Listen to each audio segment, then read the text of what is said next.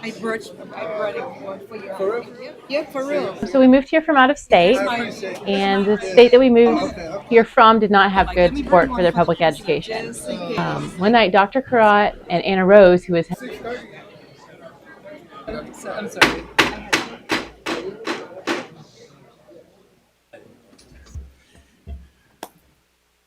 Good evening. It is now 6:30 p.m. and I would like to call the Board of Education meeting to order. Madam Secretary, would you please call the roll? Mrs. Costick? Here. Mr. Ivory? Mrs. McConnell? Mrs. Rose? Present. Mrs. Ross? Here. Mrs. Wilson? Present. President Wilson? Here. We have 5 present.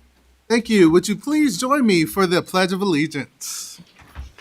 A Pledge of Allegiance.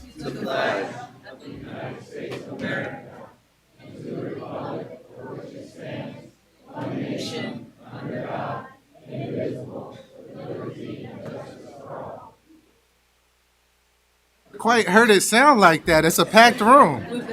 That sounded great. Okay, moving along, we have announcements. We'll start with Mrs. Brenda Wilson.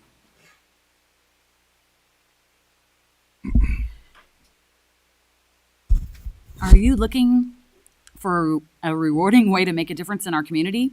Our school district is hiring and we'd love for you to join our team. We're looking for bus drivers and monitors to get our students to and from school safely. We also have food service jobs open like managers, servers, cooks, bakers, and delivery drivers. If you're ready to make a real impact in the lives of students, we want to hear from you.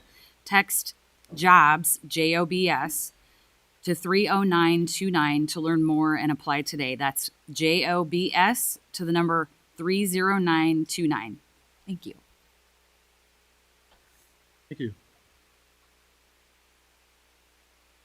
Bradley University STEAM courses and tutoring.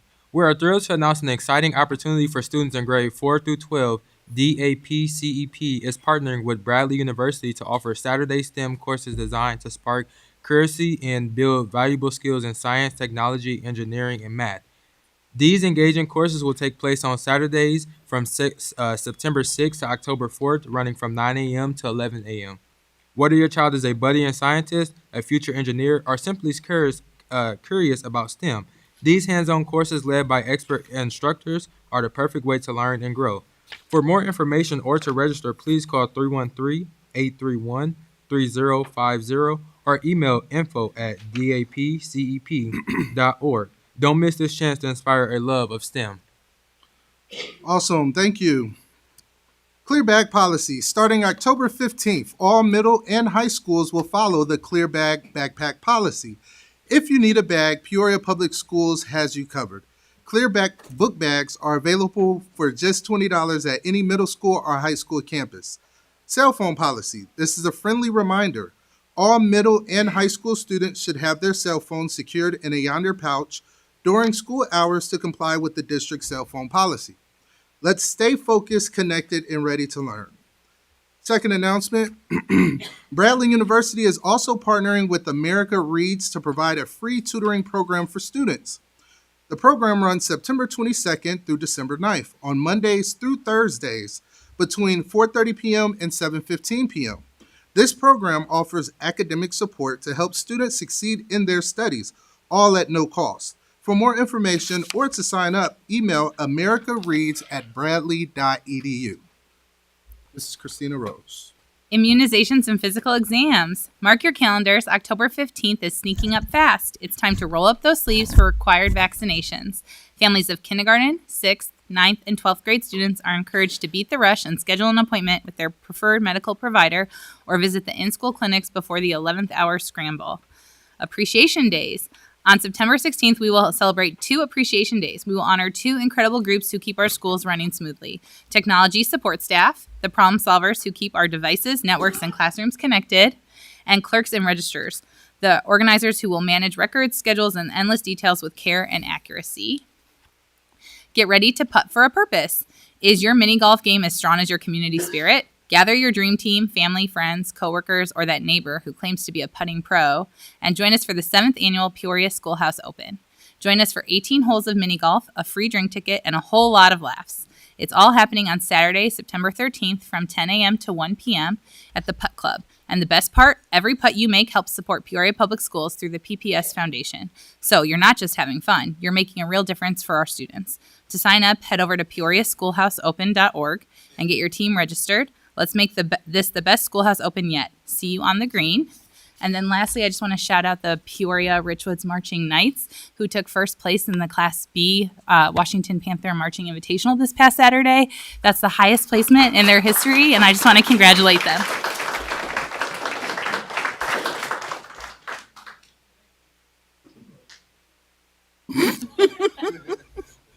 Do that, wouldn't he? Good evening. Teacher apprenticeships. Are you ready to become a PPS teacher? Peoria Public Schools is now accepting applications for the Teacher Apprenticeship Program in partnership with Bloomboard and Lake Erie College. This unique Earn While You Learn program lets you complete your degree and earn a teaching certificate in special education while working in our schools. If you are a paraeducator or a school support staff with associate's degree or 60 credits and a passion for teaching, this is a pathway to become a certified teacher at PPS. To learn more, join us for the virtual information session on September 10th at 4 p.m. Virtual meeting information can be found at peoriapublicschools.org apprenticeship/apprenticeship. The Wraparound Center. Discover the Wraparound Center, your neighborhood resource hub. Conveniently located on the Latrobe site of Treewind KA School, we are here to support Peoria families with a wide range of services, including therapeutic counseling, a fully stocked food pantry, personalized case management, and housing assistance. Our doors are open Monday through Friday from 8 a.m. to 4 p.m., welcoming not just Peoria Public Schools families, but all community members. Whether you need a helping hand or just want to learn more, we're here for you. Have questions or want to connect? Call 309-282-1919. We're ready to help you thrive. Good evening. 7 Mindset Spotlight. Passion First. September the 8th through October 20th. This mindset encourages students to follow their interests and do what excites them most. Passion First is all about discovering what you love, nurturing your talents, and using them to create a meaningful life. When we focus on what inspires us, we unlock motivation, creativity, and success. SIP Day. Friendly reminder. On Tuesday, September the 24th, students will have a School Improvement Day. This means it will be a half day for students. There will be no school for Valeska Hinton Early Childhood Education Center. Thank you.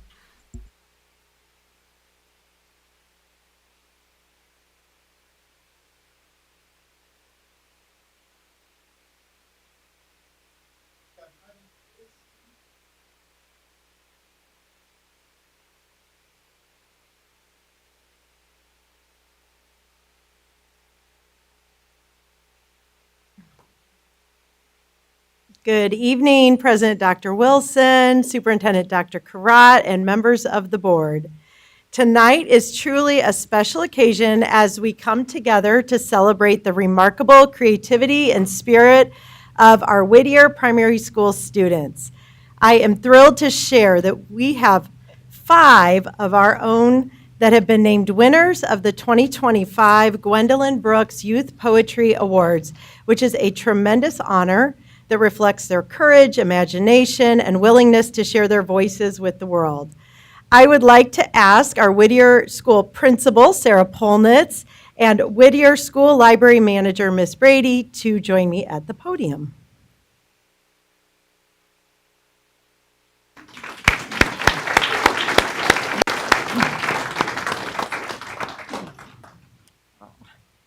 To put this achievement in perspective, the Gwendolyn Brooks Youth Poetry Awards received 867 submissions from 187 schools across Illinois this year.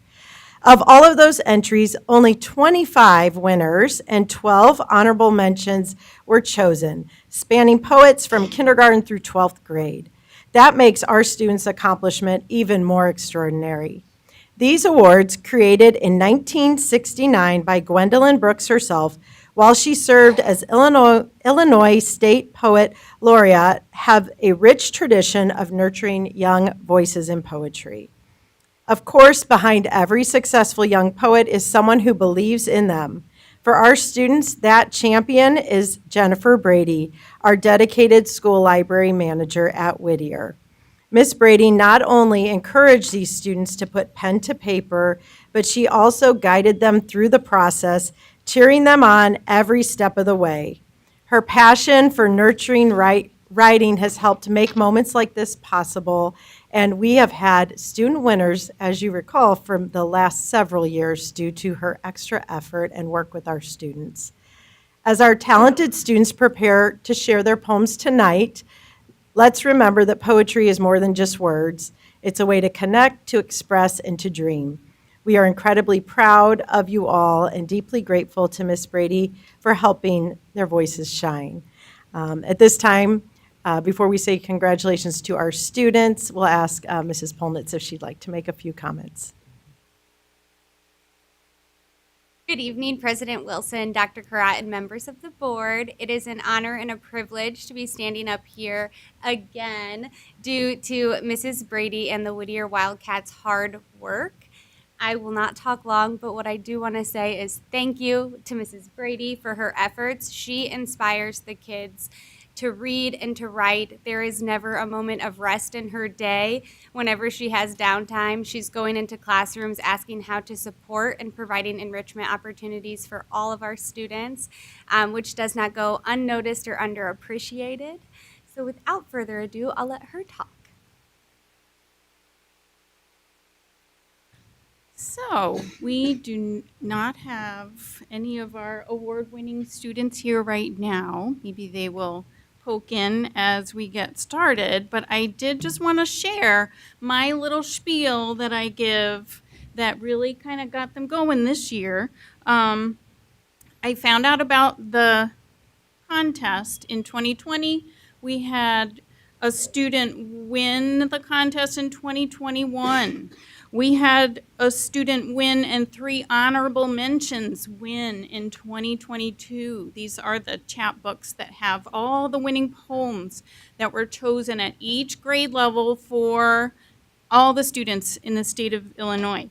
2023, we did not have a winner. And then in 2024, we had 1 winner. And Miss Brady said, we need a winner. We cannot have this. We cannot have 1 missing, okay? So the kids were like, okay. They made it look so easy.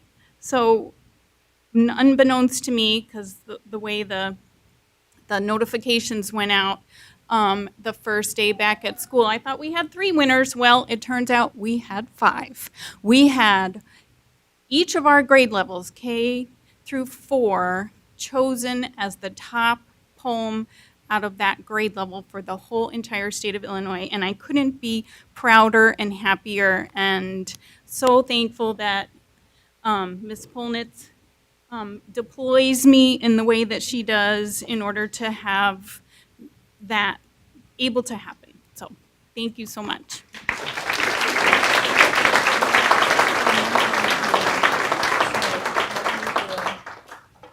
Thank you.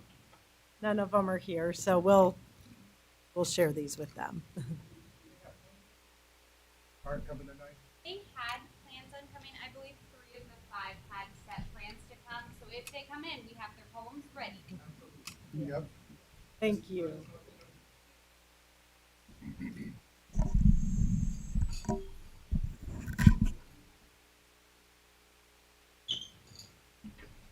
And we are now at item number 7, awards and recognitions. Thank you, President Wilson. This is our annual awards and recognition time. I really enjoy this opportunity. I would first around improvements in attendance and chronic absenteeism. I would like to everyone to know who's listening and they're online and those in front of us that our principals are doing an amazing job with improving student attendance. It's a huge goal for Peoria Public Schools this year. The majority celebrate and share with parents. I get tons of weekly announcements from each building, and I will hear principals saying, our attendance this week, I think I heard Keller's 96%, which is amazing. I heard Richwood's, Franklin's, Tree Winds. So it's just really great to hear that they're celebrating that and they're sharing the percentages with the parents as well. Our principals are using different strategies, realizing that not all strategies shared with them is appropriate for their schools. They work with Tom and Cheryl, who's been working with us for 11 years, and they share ideas around what works regarding increasing attendance, student attendance, and decreasing chronic absenteeism. They share ideas and they share best practices as well. So the principals continue to brainstorm with their attendance team. Each building has an attendance team and utilize a lot of strategies, like a strategy that overall we're all proud of out here is that research, Renata and Shannon will send out a daily report. And that seems to be helping significantly because more principals are looking at the data on that report. So kudos to you guys, right, Ms. P? And a key takeaway, though, that I've noticed is that our principals are not only celebrating students, but they're also celebrating the parents to thank them and encourage them to get the kids to school on time every day. Because we know if they're not there, we can't impact them. And so we've also noticed that the better our school principals and their team, the better they get, the more individuals they add on to their team to help them. And it's the expectation of coming to school every day is being embedded into the school culture. And so that's a very, very good thing. And some principals have even said the house system. You guys have said that. I've heard that as a common theme. The house system has helped tremendously. And for example, we've always lamented about our SIP days, which are half days. Our attendance suffer because they're like, okay, I'm not coming to school for 2 hours, 3 hours. And this SIP day, because of all of those strategies and the house system, your attendance have been much better than usual. So let's see. So I wanted to recognize then we have amazing. Actually, there is we have a lot of schools that are doing amazing work with it. Tonight, we're only going to recognize 3 schools, but for example, this is chronic absenteeism, so I'll wait on that one because that's amazing as well. Let's go ahead and recognize the most improved attendance for the month, the buildings with the most improved attendance for the month of August compared to, so this is August 25 compared to August 24. We look at, we compare the data, look at where they are, look for improvements. And so Franklin, if Dr. Brown, if you're up, please, Franklin increased by 2.5 points compared to last year. And so please go up to the podium. Richwoods, Mr. Robertson, Richwoods increased by 1.9% compared to last year. And Mark Bills, Mr. Hesh, please go up as well. And you guys have done a really nice job. You've increased 1.7 percentage points compared to last year. So you're the top 3 with all of the 29 buildings. So let's give them a round of applause.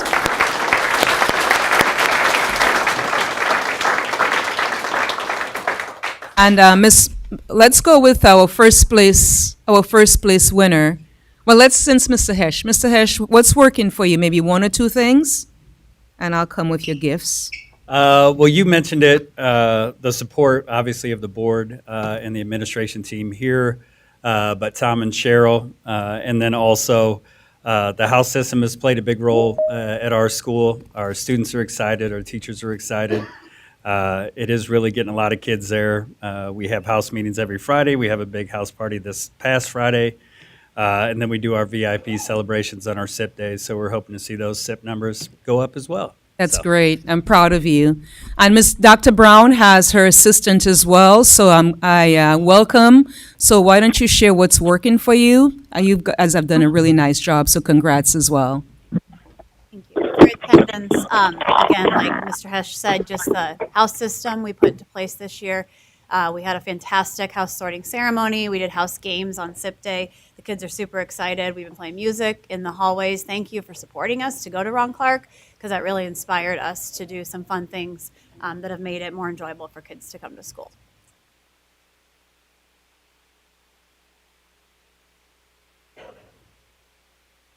Is it good?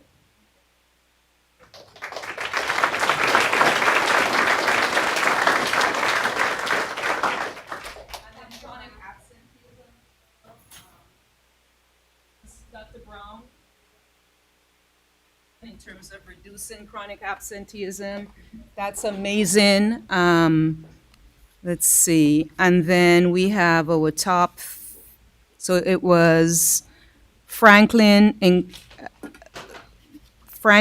decreased by 13%, which is unbelievable. And you want that number to go down, unlike the other number you want it to go up. And Tree Win, is Mr. Brown here? Hey, Mr. Brown, come on to the podium as well. This is Principal Brown at Tree Win. You guys did a really nice job, almost 10%, 9.7% decrease compared to August of last year. And then Northmore, Mrs. Sack. Are you here, Mrs. Sack? Okay, great. Fantastic, thank you. You got to be present to win. So I just gave Richwoods away, so I'm sorry. And so Northmore decreased by 9.6%. And in addition to that, Knoxville decreased by 16%. So last year, their chronic absenteeism was 16% higher. Franklin, 13%. Northmore decreased by 10. Tree Win, 9. Even Annie Joe. A lot of schools could be recognized because it's significant, 5% or more. Annie Joe decreased by 8. Rise Academy, 7. Sterling decreased by 7%. Richwoods decreased by 5%. Mark Bills again by 5%. Lincoln by 5%. And Knoxville by 5%. So what do you have to say about chronic absenteeism? I mean, maybe we can ask Mr. Brown and Northmore to make some remarks, because it's a different strategy. We got really smart and realize that not only should we be paying attention to attendance, but we should also be looking at individuals who've been gone for 10 days, 12 days, 15 days, 20 days. And that's why those reports from research is really important, because then we have great conversations with families and students and provide strategies and support. How is that working? That's working well for you, Ms. Brown and Tree Win? Yeah, we have a lot of systems put into place already, and of course, like you mentioned, the data that we get daily, we're able to crack the code about who has been out and who the people we need to talk to about getting here for 2 days for the next 5 days, and you'll be off the chronic absenteeism list. You come 5 days in the next 40. If some of those students, they got big numbers, but they know where they're at. We're very transparent with them, and we try to have incentives for them. And just want to thank Ms. Bogus for coming with me tonight. She's a part of our attendance team, and she helps us write some grants for incentives, so we have incentives for those students that make those progress.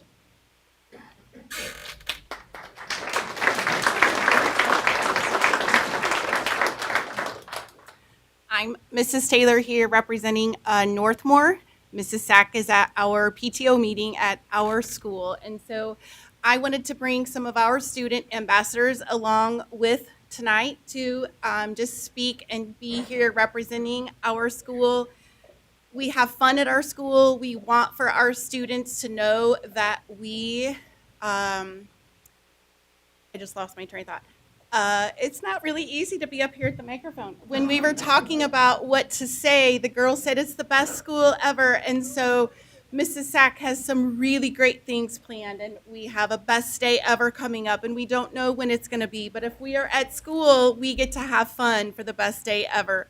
We also have the support of the Family Core liaison, as well as our SEL aide. And so when we do get that daily attendance report, we can really begin to pull back the layers and find out what it is that perhaps some of our kiddos on that chronic absenteeism list perhaps might need. And so just the other day, we found out one of our friends, we needed just a little extra support and a little extra love. And so they've been at school, and we just are ready to be there behind them and cheer them on their way and hopefully getting off of that list. So anything else, friends?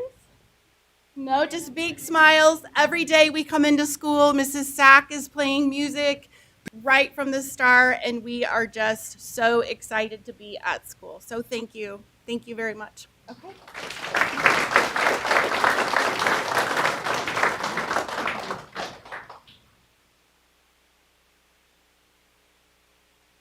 For us, I would say it's just a ton of hard work. For chronic absenteeism, it's really digging down and getting to the supports that families need.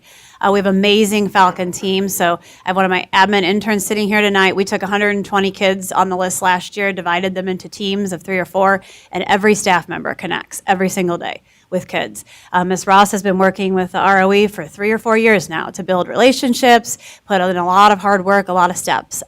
But we're super excited to see the improvement and to see kids at school.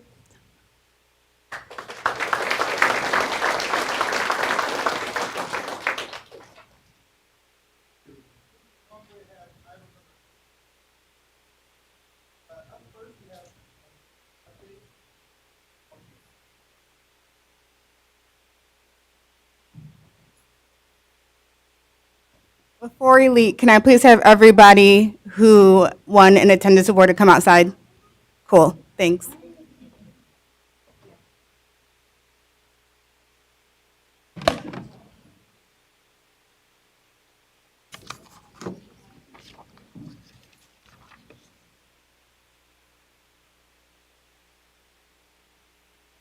I'll let those shorties get out of the way.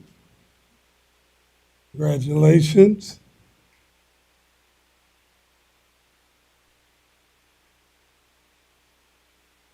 President Wilson, board members, Dr. Karat, I've been waiting. No longer. And it's not going to be a matter of me talking. I brought you a visual picture, and I've been talking to Dr. Karat about this. This is a game-changing concept, and it plays right here in Peoria. And what we want to do tonight is educate Peoria on how we support American heroes. And I'm talking about the teachers. And in this visual,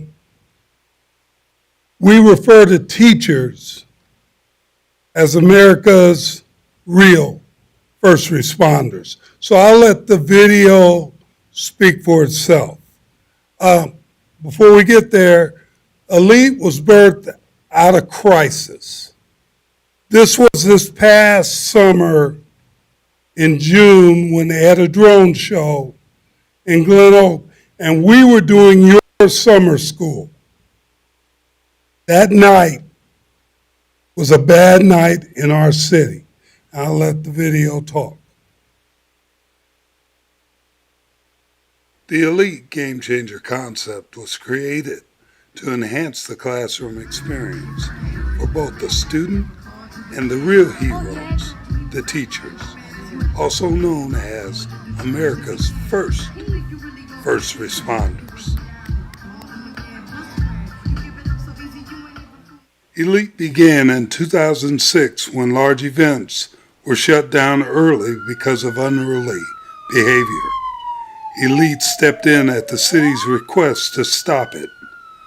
Not unlike the scene you're about to see from this past June at the Peoria Park District's 125-year celebration drone show.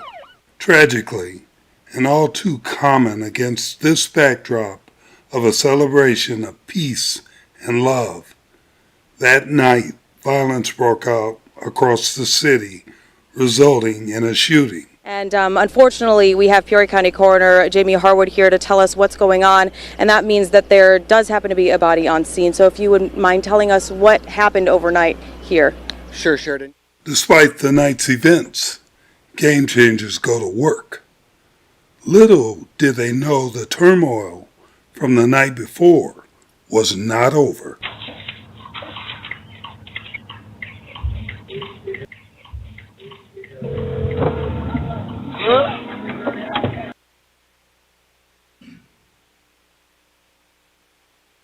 What you on, man? What the fuck are you on, man? Boy, they just tweaked. I just missed a call from you. I'll pull off. Game changers protect our children and other citizens as an everyday part of their job. What is he hitting with that? Is the dog trying to attack him? The dog trying to bite him. Right there. Right there. I'm going to help him. I ain't going to help him. Do he need help?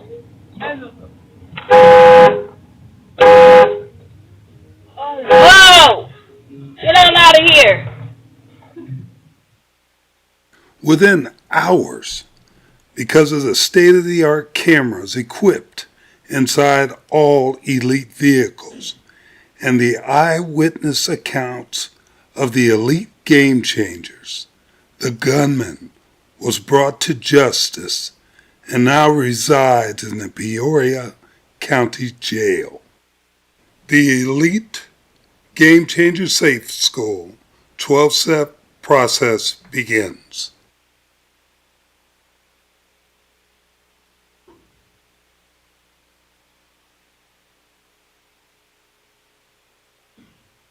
Use of these trigger sheets allows the entire team surrounding the child to identify past unacceptable behavior to mutually get to what is acceptable moving forward.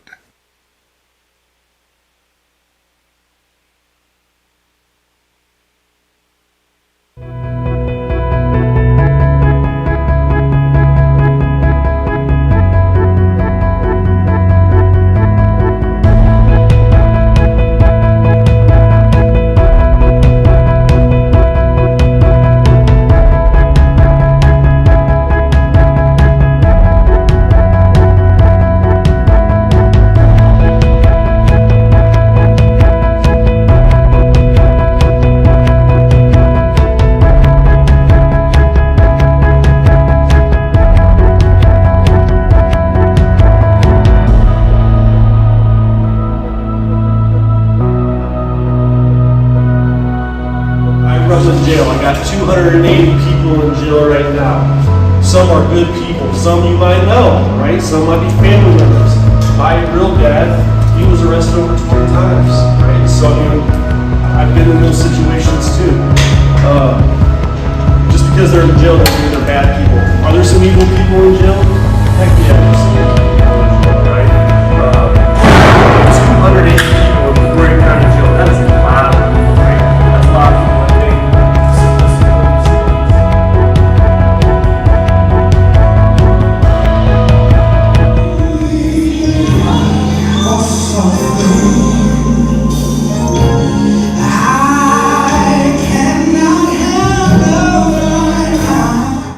Good afternoon, ladies and gentlemen. Before I get into this, I want to say something. We are not paid actors. We ain't getting no time off our sentence. We ain't got no big commissary bag waiting on us when we get back. No special visits, nothing coming before this. We was promised nothing. We doing this because we care. We're not here to scare you, we're here to aware you. To make you aware of our situation so you don't have to go and endure it. Hey, hold up. I want you to share one more thing. You have an incident in your life. I had an incident in my life. I was 13 years of age. I was taken over to Pekin Federal Prison by my probation officer to the Crossroads program. There we spoke with a gentleman who was incarcerated in federal prison. And I was slouching, laughing, giggling, playing, and one of the men called me out on it. And he told me to stand. And when I stood, he asked me my name and asked me what was I probation for, and I told him. And he asked me, was I gangbanging? And I said, yes, sir.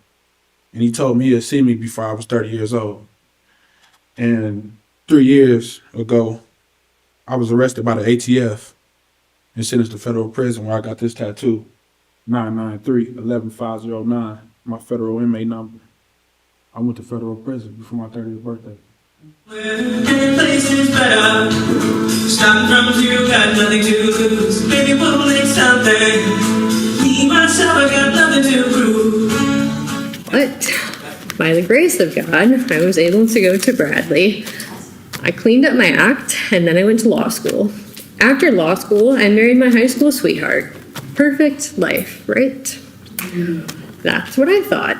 And then his mask came off. He was stealing my money to finance his addiction, cheating on me, and then beating me into submission.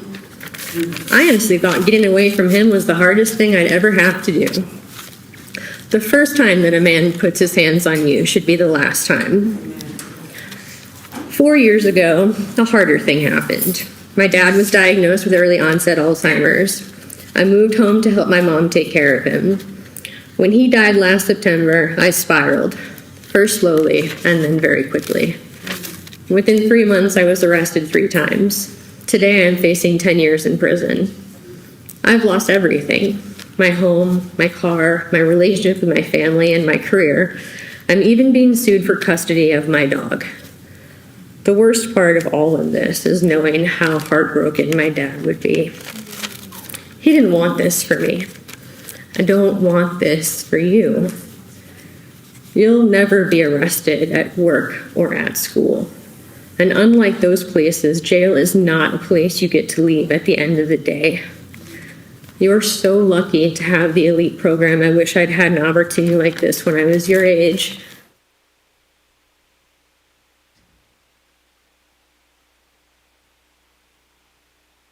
It's a toolbox. And that toolbox is always being broadened. And part of broadening that toolbox is community partners. And within us, amongst us tonight, Next Level Academies, part of that toolbox. We'll broaden the Safe School by offering the trades, OSHA and CPR first aid training this year. We'll broaden that toolbox by sharing the challenge, the teen challenge in the room tonight. Make some noise, gentlemen.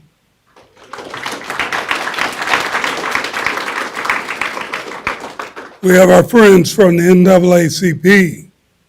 We'll broaden that toolbox by sharing history and the civil rights that all of us have and should be made aware of with the leadership of that organization here tonight.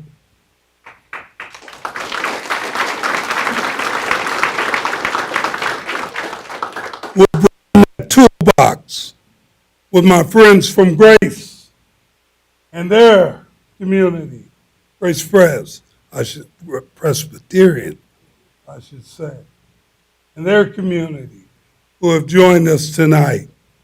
We'll bring that toolbox with those who have been there, done that, regret that, who will lock hands with our educators, the real American heroes, those who could have those degrees, who could go elsewhere, make real dollars, but they choose to go on the South Side, the East Bluff, and on the near north side. There's a friend of mine once, she told me a couple of weeks ago, I live there.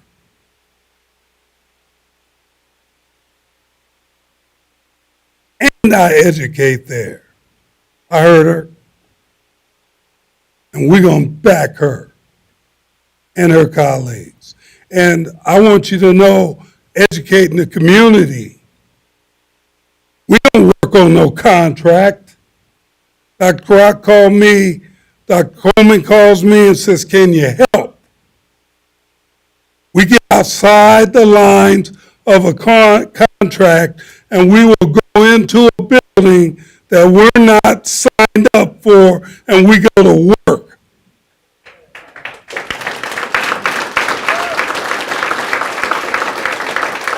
And please know this, when a league goes to work, we go to sweat. We don't go in to play. We go back our educators because that's where we change the game. Thank you. I'd be happy to answer any questions, President Wilson.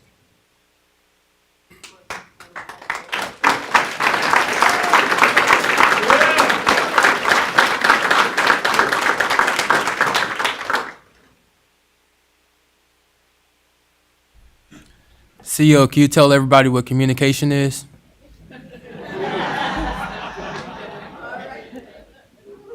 Communicate. Please, thank you, you're welcome. Yes, ma'am, no, ma'am, yes, sir, no, sir, excuse me, I'm sorry. Help me, I have, I can, I will be a lead start. So if you come down to the Safe School located at Treewind, that great building Corey Brown owns, while you give it to him, you come into the Safe School, every student can answer your question, Mr. Board Member, on demand.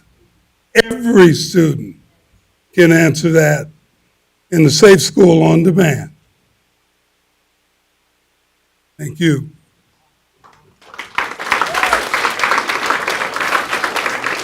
I was wondering if you had any parents and students with you tonight. Thank you, Ms. Ross. Would my parents who joined us tonight please stand up?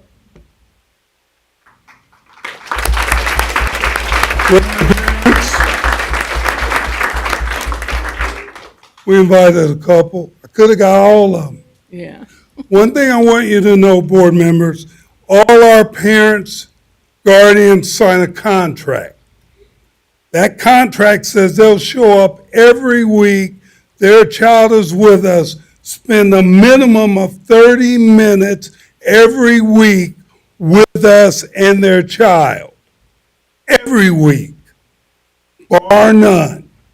And they have, look at the data that's going around this room. The data doesn't lie.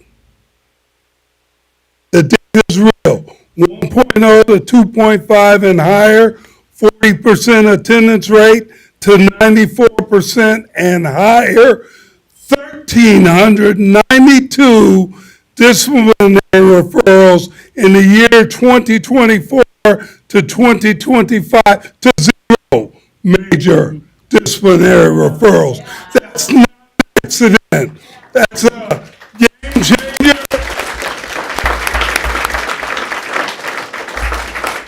Working with an educator. Can't happen without the educator. Put that on the record, please. Awesome. Thank you.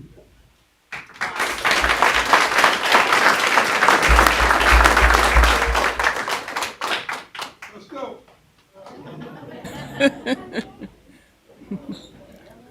That's everybody.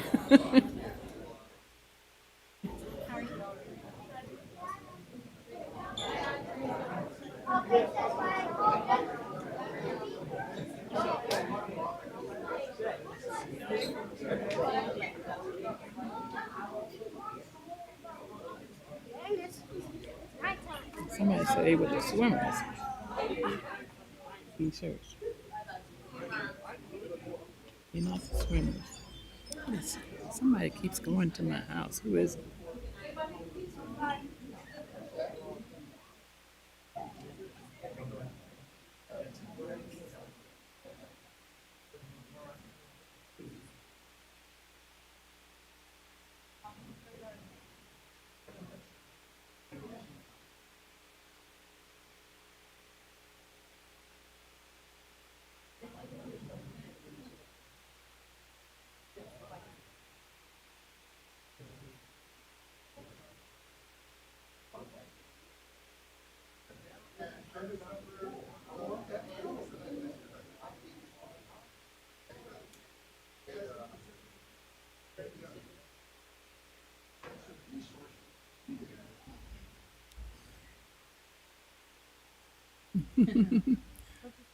Wow, that's going to be kind of tough to follow. However, as important and essential that Game Changers is to our community and to the school district, we have other elements that, with the vision of the school board, the administration, we know we have to work towards continuing to improve. And tonight I'm here to talk about a facilities master plan, which through the board's action and vision we've embarked on, and we want to give an update and talk about what we've done to date. And also, I have a short video as well, just to kind of outline or show the importance of school facilities on teachers, students, and everyone within each building. You can go ahead and play that video.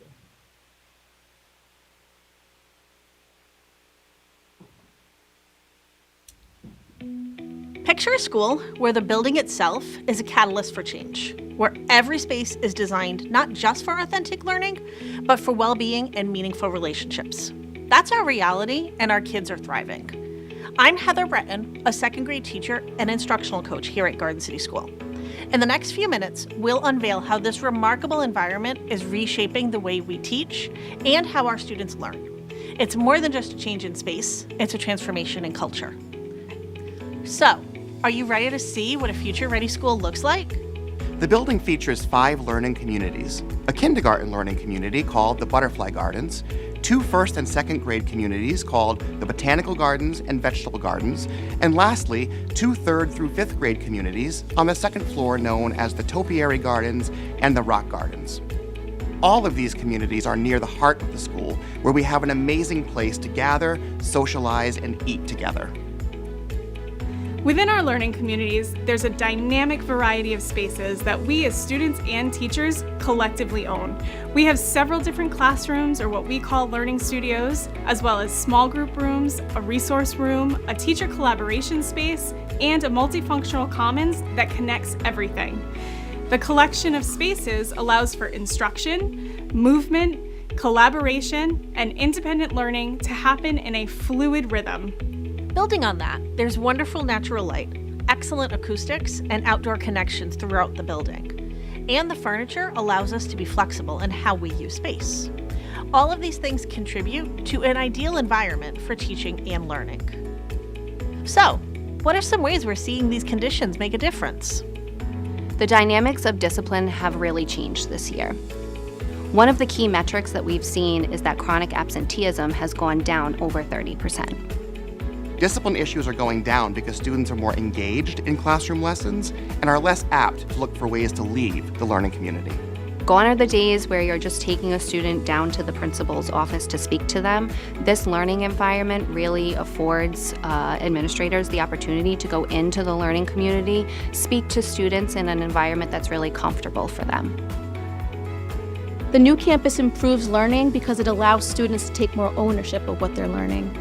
The space lends itself to project-based learning and small group instruction. I feel like an improved teacher in this environment because we have way more opportunities for collaboration across grade levels.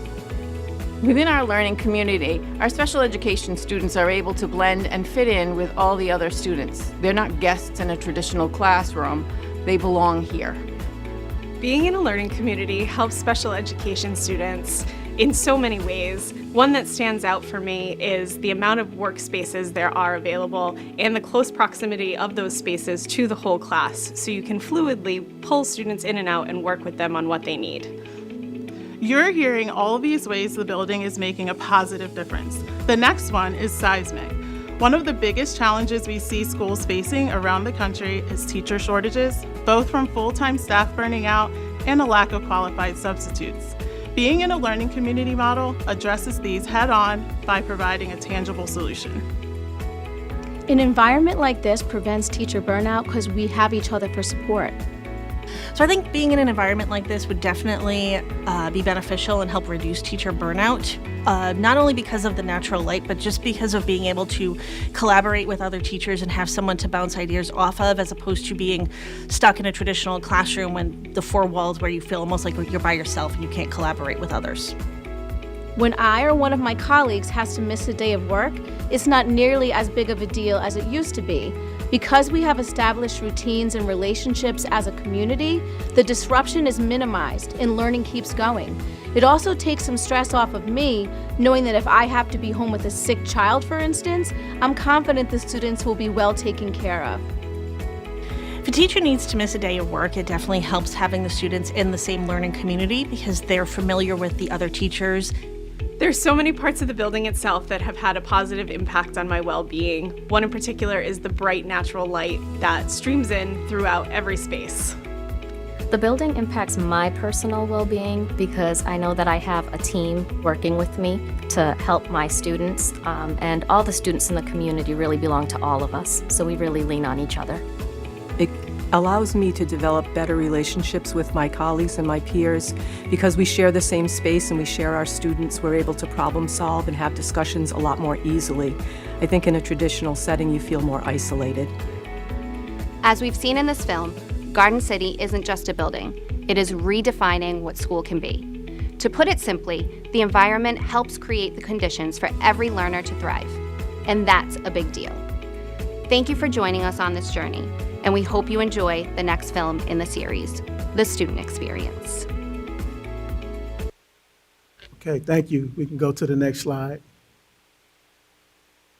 What you just saw was what I call a case study or an example of an existing school district, Cranston Public Schools, who underwent a facilities master plan and then executed that plan. And you saw one school in particular where teachers and administrators talked about the difference that they felt in their everyday activities and in the work that they do by being in an improved building. So let's move on. You know, we've given this presentation with respect to the facilities master plan before, and as I mentioned before, our approach is to research, envision, design, and execute. And we've continued through that process. Okay, so here we're identifying who our team members are in the master plan. And I want to give a special shout out to these guys because they dedicated a lot of time and produced a data-driven assessment report that's over 1,300 pages of just raw data about the school facilities, existing conditions. We also produced a 80-page report, which could have easily been 800 pages for project recommendations and cost feasibility analysis for those project recommendations.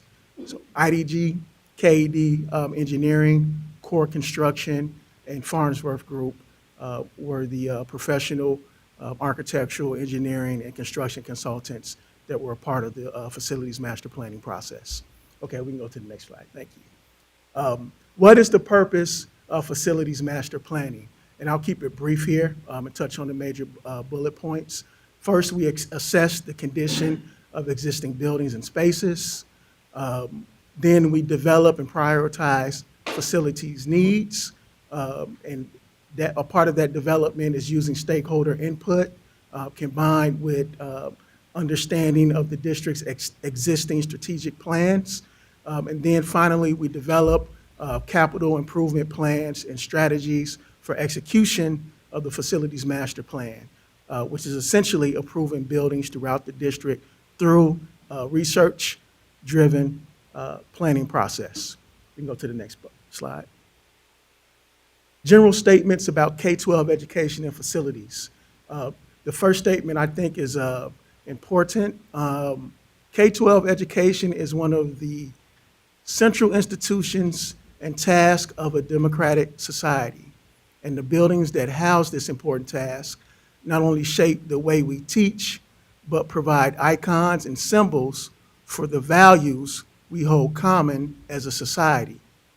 So what we invest in our buildings, which house our education activities, really symbolize what we value as a community, as a society. And I truly believe that. There's one other bullet point which I want to point out, and that is research and evaluation of human behavior, learning environments, building components, pedagogy, and social interaction has led to a deeper understanding of how school buildings should be developed and what the basic standards of a school building need to be.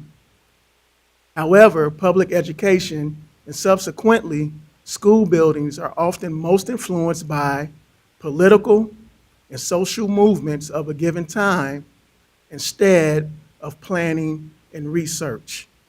So the point here is to understand when we move towards improving the buildings and the facilities that our children are educated in, we need to be thoughtful of what the outcomes will be for them and the folks that are teaching them through a planning and research-based approach, and not influenced by political motivations or trends that are happening socially in our world today. So we can move on to the next slide.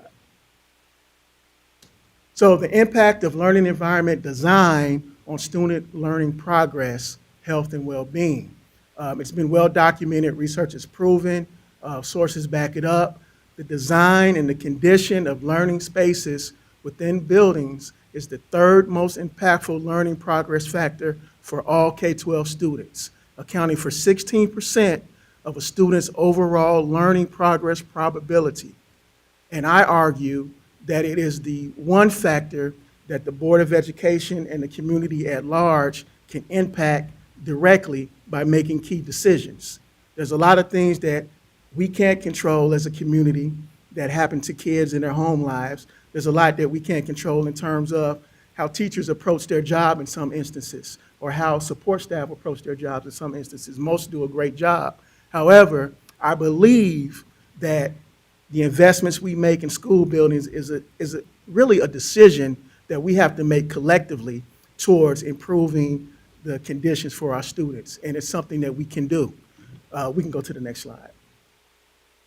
So a part of our master planning process, we sought input and feedback from stakeholders and community members on what they thought the conditions and improvements of each school building needed to be. Starting out, we have a principal survey. We approached every principal and asked for their feedback, and they listed some common concerns that they have, which is not uncommon throughout school districts throughout the country. A continued improvement for security at entrances and throughout the school. Continue to improve outdated school spaces and finishes. To me, that says learning environments. Updating restrooms, modernizing labs and other specialty learning spaces, more dedicated programming and conference areas, locker room improvements in high schools and middle schools. By the way, I think the school district did a great job with improving gymnasiums in high schools throughout the district. And the next step is the locker rooms. Planned spaces for support staff and teacher collaboration. Oftentimes, we have these buildings that were originally constructed years ago and they didn't have 2 assistant principals or an SRO officer. Now, when those positions are created because they're needed, those folks might be housed in a utility room or closet or storage space because there's no room designed specifically for those folks to do their job. We also interview community members, neighborhood associations, and it was surprising because we gave them a scale of 1 through 5 to identify what they thought would be the highest priority in terms of school improvements throughout the district, with 1 being the highest priority. And over half of every question we asked, everyone came back with a 1, meaning they thought it was a very high priority. So to our community members, there are things within the school district that are of equal priority, but also of very high priority. And it just proves to me, and I think it kind of supports the statements that I'm making today, that the school district and the school buildings within the school district are critical to the enhancement of not only the students who are in the school district, but the community as a whole. We also talked to the Peoria Chamber of Commerce, did a survey with them in a presentation. Shout out to them, and also to Core Construction for hosting that and facilitating it. Talking to the business community, we also did a survey, asked them some important questions. 70% of those who responded to our questions view the school district as essential to a healthy and vibrant business community. 60% of respondents believe the perception of the school district within the business community is not positive. A part of that, I think, is we need to get the message out of some of the great things that are already going on, but there's also a visual message. When people drive by or they walk in a building and it looks like it's what it is, which is an older building, they may develop a negative perception of the school district in general. 90% of respondents believed an improved school district is critical to bring more people, business, and investment to Peoria. And let's be honest, in order to improve the school facilities that Peoria Public Schools currently operates, it's going to take an investment from this community. The school district can't do it alone. Finally, 50% of respondents expressed a desire to support the continued improvement of PPS schools. We can go to the next slide. So existing conditions. The average age of Peoria Public School buildings is 66 years. That is about 17 years greater than the national average, and that's including school districts on the East Coast that have been around for a very long time and who have very, very old buildings. Even within that, major renovation within schools should occur every 20 to 30 years to address updated safety codes, accessibility issues, and the evolving educational requirements and methods of the 21st century. That's from the National Center of Education and Statistics. And I'll give you an example of that. Recently, the Illinois State Board of Education adopted the 2024 International Building Code. So every school district, every public school district in the state of Illinois is governed by that code now. That kicked into place on January 1st of 2025. The city of Peoria still uses 2018. So schools are held to a higher standard, and that standard will continue to rise as time goes by. So essentially, we're going to have to make an investment at some point. It's just a matter of when and how we make it. Moving on, the average facility, what we did beyond looking at the age of buildings, with our experts, we evaluated building components individually, mechanical systems, plumbing systems, the building structural components, even educational suitability components, and we developed a matrix internally where we created a facility condition index and we rated each school building. And you see a breakdown of how those school buildings were rated in terms of the average facility condition. And when we say facility condition, I mean basically the condition of the building in and of itself. How good is the building compared to what we would like to see a building have?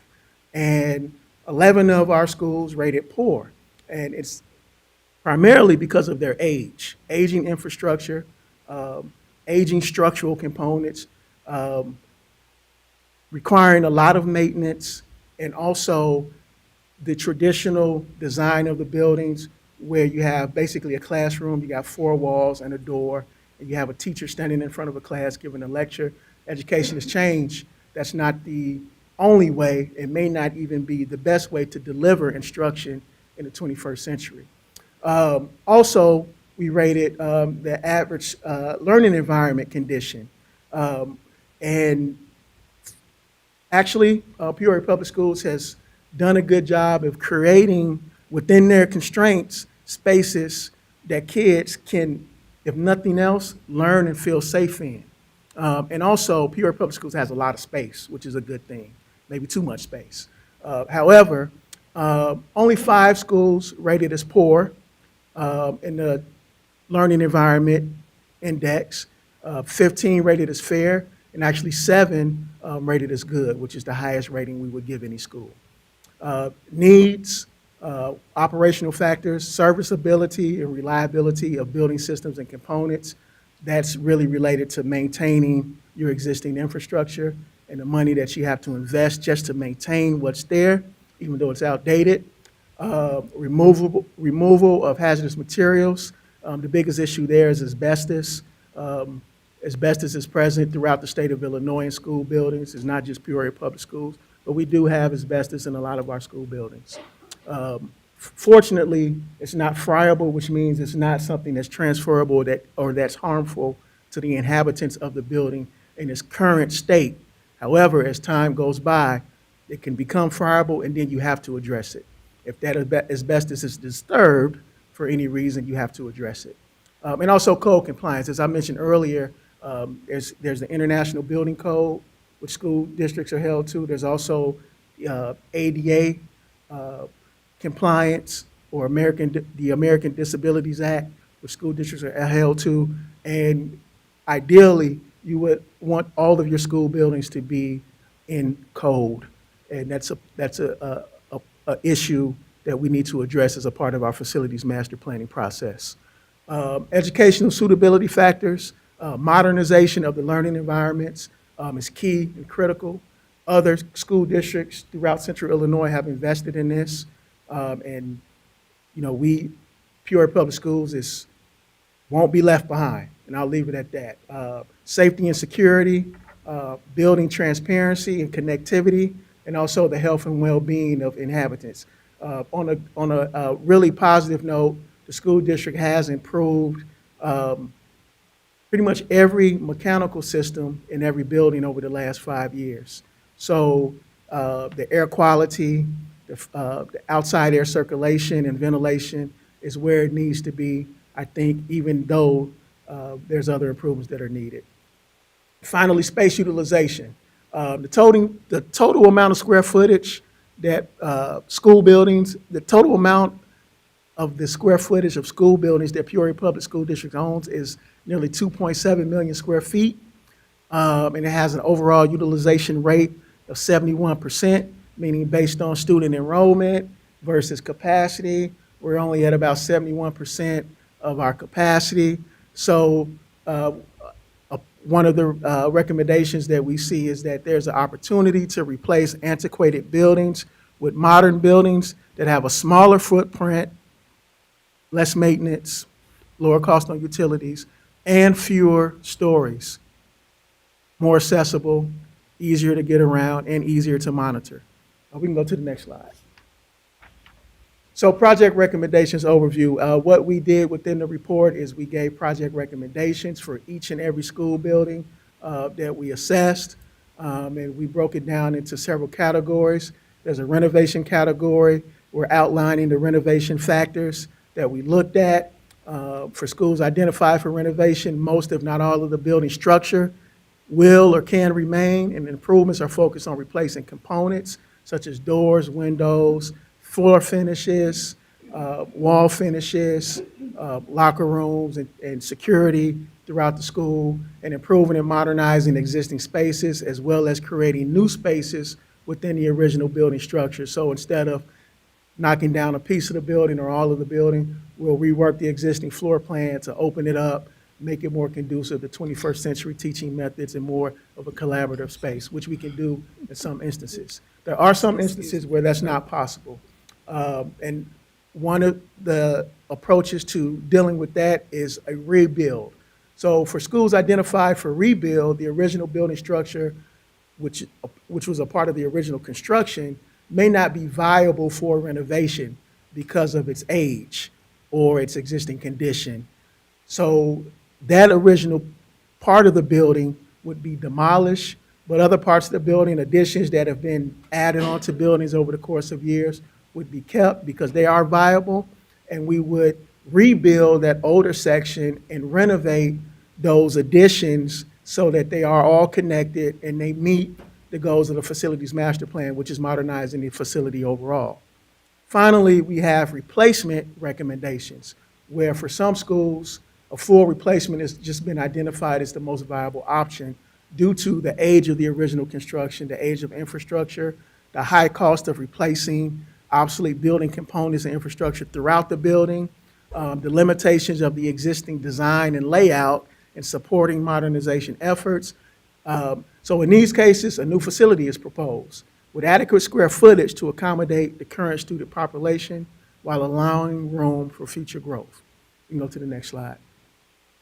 So breaking it down, you can see a more comprehensive breakdown for each school in the facilities master plan report, which we will provide to all board members and administration. But essentially, we have 13 schools that have been identified for major renovation. We have 5 schools that have been identified for major renovation, rebuild, and addition. And we have 5 schools that have been identified for rebuild, for replacement of antiquated sections of the building. And we have 4 schools that have been identified for replacement due to their age and other factors. So again, there's a lot more information in the report. I'm looking forward to getting feedback on that and talking about next steps. That's it.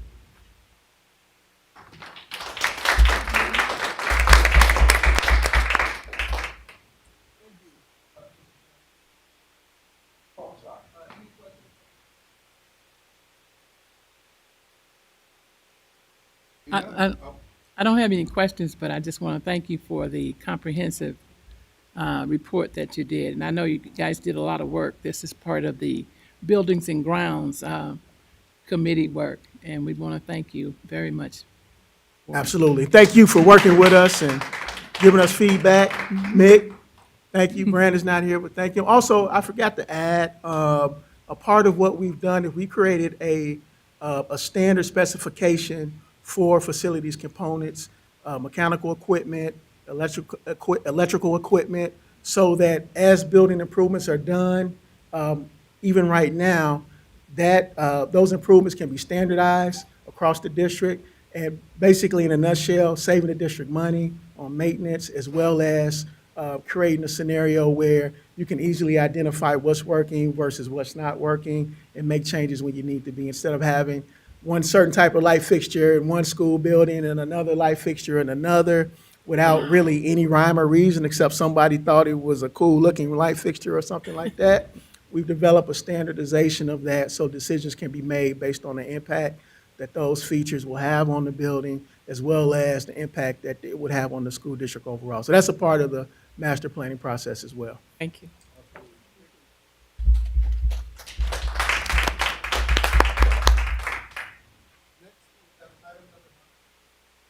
Executive Dr. Walter.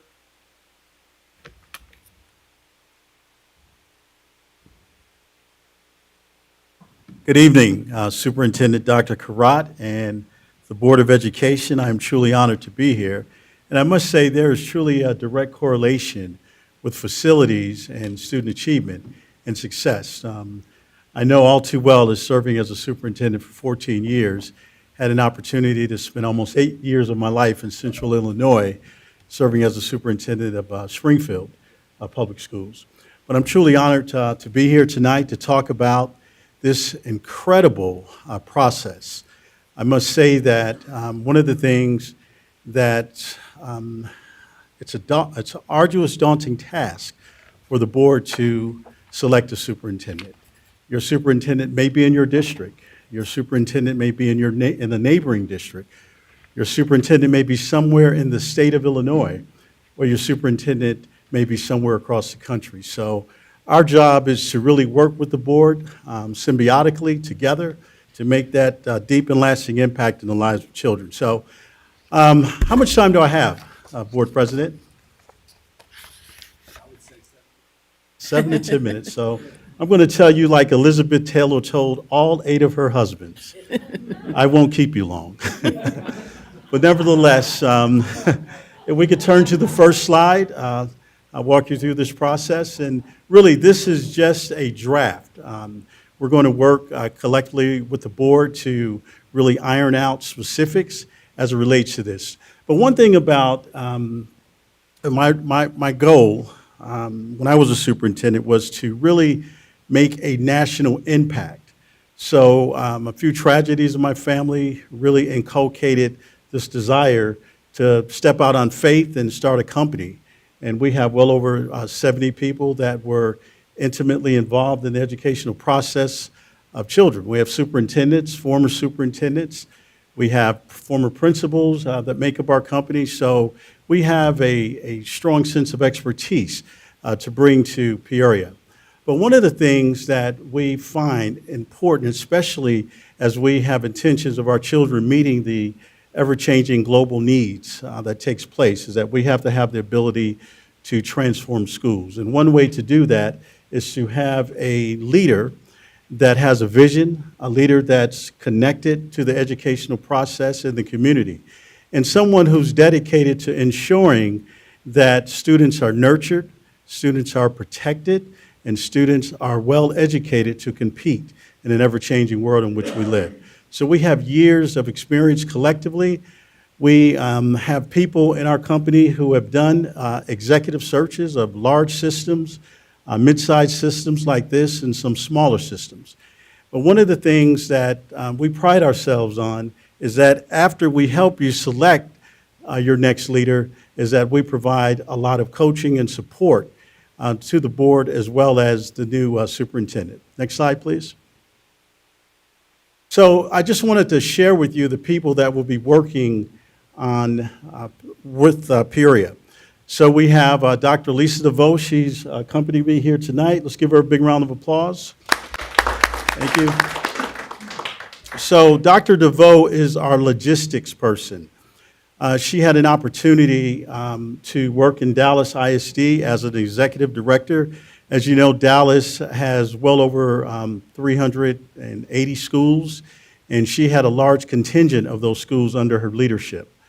So then we have our data analysis person, Ms. Regina Armstrong, and then we have Ms. Janice Ross. She'll be working with the community and also helping in terms of getting feedback from the community and to provide information so that we can put that all together and report that information to the community and the entire board in terms of what the community is looking for in the next superintendent, and also working with the administration, families, and students alike. Then we have one of the people that's going to work closely with the state from a local and local perspective, as well as national, is our recruiter, Dr. Renee Pert. And then we have Dr. Ramont Roberts. He's a current superintendent, but he's also working in terms of helping superintendents and mentoring them. And then we have Dr. Marge Williams. And like I said earlier, we have a number of people who have been intimately involved in searches across the country. Okay? Just really want to talk quickly about the phases. So the first phase is preparation and planning, working with the board in terms of preparation and planning. One of the things that we did a in-depth analysis on the district. We looked at the data, we looked at the demographic data, the academic data, and a host of other things so that we can have a full scope or background. And by me having some experience, almost 8 years here in the state of Illinois, understanding what's expected from the state level, and our goal was to put all of that information into getting a strong foundation and an understanding of what's expected. Then phase two, we will go through the task of recruitment, looking at, are there any candidates in your district? You may have some great people that can serve as the next superintendent of Peoria Public Schools. You may have some people in the neighboring district. You may have people somewhere in the state of Illinois as well as the country. So then we go through that process, and then we start screening and selecting candidates that will come to the board, and the board will interview and make the final decision. And one of the things that I really enjoy is phase four, is having the opportunity to help that person transition to leadership, the highest leadership of this district, and also someone that will stay for a long time, as Dr. Karat. Because one of the things, if you look at the research, it's very replete that says when you have superintendents that remain in a system for a long period of time, you're going to have success. And so that will be the goal, not someone that's passing through or just want to get to the next level, but someone who will be committed and that they will move their families here, and they will have an opportunity to make a deep and lasting impact in the lives of children. Okay, next slide, please.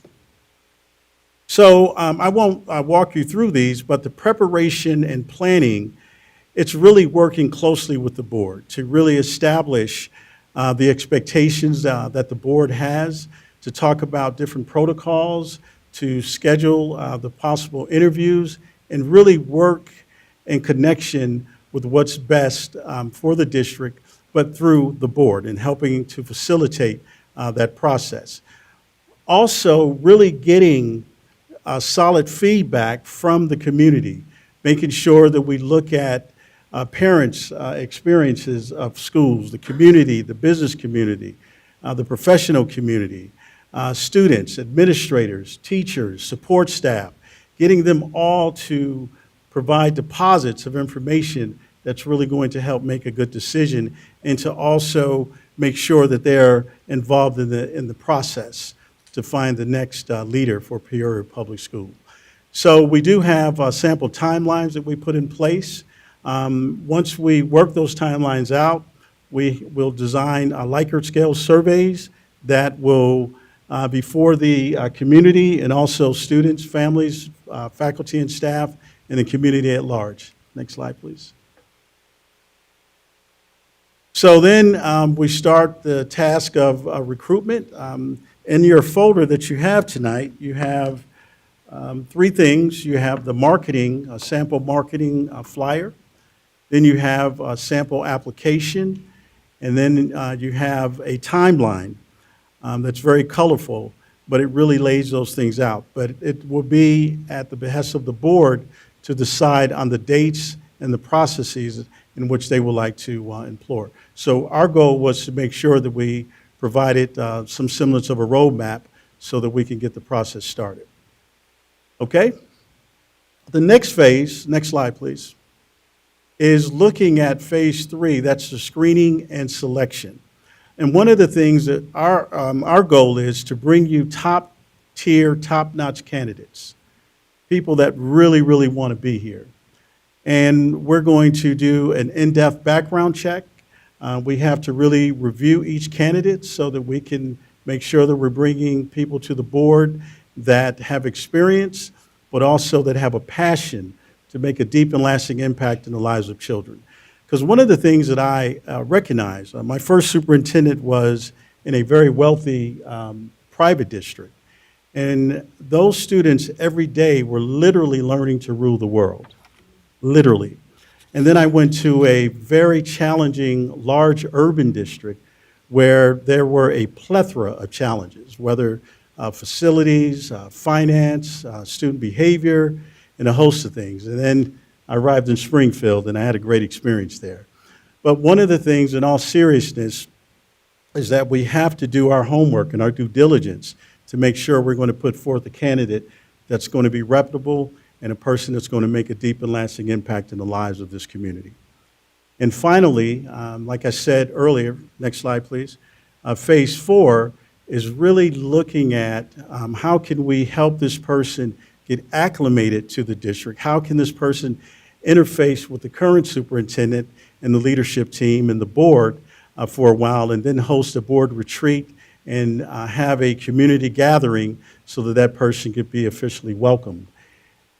Okay, so that's it, Board President. Any questions? I'll turn it over to you, sir. I'm sorry. I'm jumping back into my superintendent mode here. Sorry, Dr. Karat, myself together. Thank you. Any questions for Dr. Milton? Seeing none? Oh. Okay. Thank you very much. One second. Ms. Kristen? Hi, Mr. Milton. How are you tonight? I'm well. How are you? Good. I heard you say that these are fluid timelines, but I just want to clarify that, like, we would collaboratively set these dates. Absolutely. Okay. All right. And absolutely. Okay. And then I just was curious, do you envision that most of the time when we're collaborating with you, that will be in person? Do you imagine that some of that you'll be joining us electronically? What does that process look like to communicate with you? Well, it was a smooth flight getting here. So okay. Good, I'm happy to I like the in person because you can really gravitate from the energy and the connection. However, I think that some of the meetings will be Zoom, but more importantly, we would have a good number of meetings in person. And then for the community and stakeholder events, can you kind of describe what those would look like as far as, would we host them here? Would we host them at one of our school, or do we get to decide? Well, what does that look like? Well, we'll give recommendations, and we won't do anything without the green light and the permission of the board. So let me just be very clear with that. All we would do is bring recommendations. We hate to get reprimanded, so we're very obedient. So let me say that. But at any rate, we will do them throughout the community. Schools are always important. Community professional locations are important. Board offices, central office is important in terms of meeting with principals and the administration and also the students. And, our goal, Dr. DeVoe, maybe we can have some food there too, because food makes people happy, okay? All right. But at any rate, to answer you, Ms. Rose, is that we will be at whatever facility the board agrees on and working with us, we'll be there. Okay, thank you. Thank you. Thank you. Additional questions for Dr. Milton? She had her hand up. Ms. Brenda? Hi, Dr. Milton. Hello. I was wondering, where will you actually be posting this position? Does it go to different sites like the AASA? Do you have can you give us Absolutely. any insight of where you'll be posting the position? Yes, we have probably about 100 places that we will post this, especially throughout the state of Illinois. Number one, with the state ed department, working with other school districts, we'll send the information out and inspiring people to apply, as well as some of the national associations like ASA, Urban School Superintendents Associations, and a host of other locations. Yep. Okay. And like I said, you may have a candidate right here in your midst. We don't know. We just have to go through the process, and so the next superintendent could be any place. So that's the goal, is to find the best person that's the best fit for this location. I noticed in your packet that you gave us, thank you for the folder, by the way. You mentioned background checks and internet searches, so you do a little bit of a dig on these candidates? Yes. Because yes. some of our proposals, some of the different firms that we looked at said that they didn't Yeah, do that. So you do a dig, and I was just going to ask, do you check to see if the candidates have ever sued a school district or been litigated against from a school district? Is that part of? We go really deep. We Okay, have very that's nosy good. people on our team. Beautiful. So, Okay. Also, if they've ever left their contract early and maybe why, there's always two sides to the story. So you Absolutely. do dig into all those kind of things. we first. do, absolutely. Okay. And how many candidates do you foresee bringing us, number-wise? I know that's another thing that varied between different proposals, but is 5 or 6 too much to ask? In or terms what of do you- finalists, Well, right, when I'm assuming you're going to be bringing a number of people to us that we would end up interviewing, or the community would have a chance to hear from. What does that number look like to you? I would say that we would bring potentially 12 to 15 semifinalists to Okay. you. And then you will whittle it down to those finalists. You may want to have 2 finalists or 3 finalists, and then it will be up to the board to make that decision. And you would have the opportunity to screen the applications as well, to see, because you may have a candidate that you may know that you encourage to apply. Okay. So this has to be a collective effort for it to be successful. How deep do you go on the references? I'm sorry? How many do you do 3 to 5 references? How deep do you go on when you ask for the references? Yeah, we have, we look at the current existing location, Okay. places that they've been, and also we allow them to select some potential possible recommendations as well. Okay, perfect. Thank you. Thank you very much. Thank you. Additional questions for Dr. Milton? Seeing none, thank you. Thank you. We're truly honored, and we look forward to a great journey. Thank you.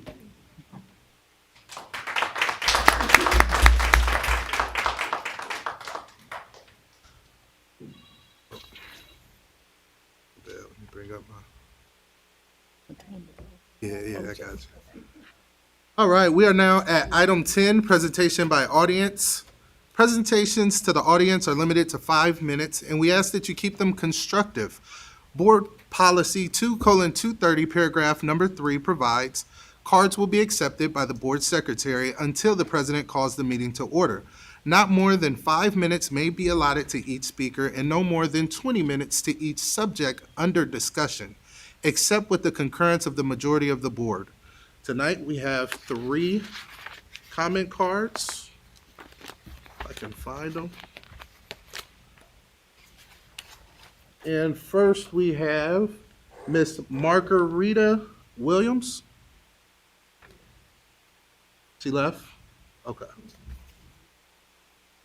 And next, we have Mr. Andres Diaz.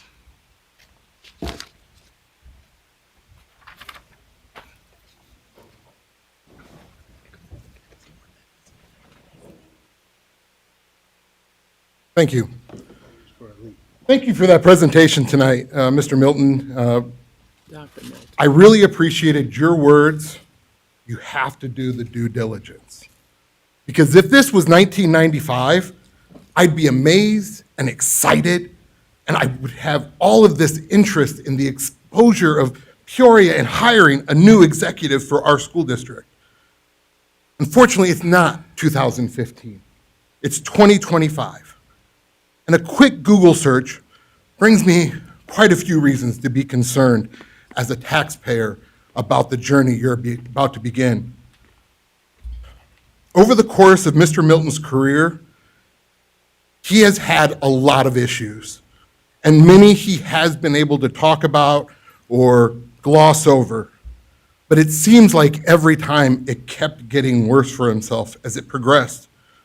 Starting in Fallsburg, New York, where there were accusations of fudging a resume, and the state comptroller's audit found Mr. Milton had questionable spending and hired friends and business contacts, which, based on what this board is doing, I guess that's fine, but his business contact and friend was a child molester. That person was paid 6 figures and allowed to work around children. Is that good judgment?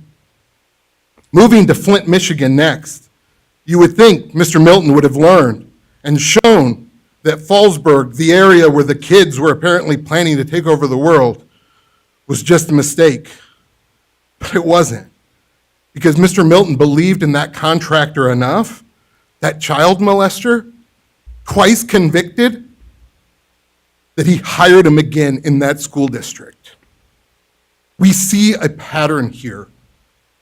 Finally, bringing it local. Down the road in Springfield, Mr. Milton had a separation agreement that can't be disclosed and is kept confidential. To me, the fact that the 4 board members that selected this individual as the leader of this contract not being able to speak out and say that they knew this information and decided on this company otherwise. That as a lowest cost, technically acceptable bid process, that you followed some sort of RFP process, which according to your own board secretary's emails, there was no formal RFP. I ask you, you have time to change your decision to rectify this mistake. There are repercussions later on. Fiscal, those school districts we talked about, in excess of $300,000 each time to go through and fix the legal issues and the problems that occurred. I'm sure Mr. Milton has come a long way, and with a team of individuals, you can all be confident that he's going to bring you the best candidate.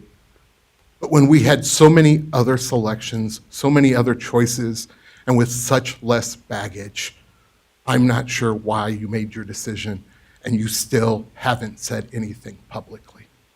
Thank you. Thank you.